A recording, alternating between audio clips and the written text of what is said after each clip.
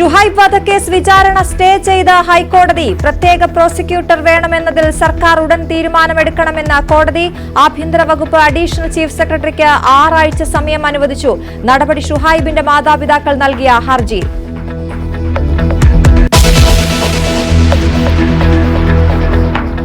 IB ഉദ്യോഗസ്ഥയുടെ ആത്മഹത്യയിൽ പ്രതിയുമായി തെളിവെടുപ്പ്. സുഗാന്ത് സുരേഷുമായി നെടുമ്പാശ്ശേരിയിലെ അപ്പാർട്ട്മെന്റിലെത്തിച്ച് തെളിവെടുത്തു. ഉദ്യോഗസ്ഥയെ പലതവണ ഇവിടെ എത്തിച്ചിരുന്നതായി മൊഴി. നടപടി കസ്റ്റഡി കാലാവധി നാളെ അവസാനിക്കാനിരിക്കെ.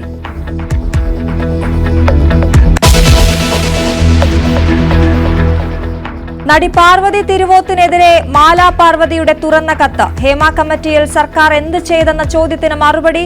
സർക്കാരിനോട് ചോദ്യങ്ങൾ ചോദിക്കുമ്പോൾ കൂടുതൽ ഉത്തരവാദിത്തം കാണിക്കണം. പറയുന്നതിലെ ഔചിത്യം മനസ്സിലാകുന്നില്ലെന്നും മാലാ പാർവതി.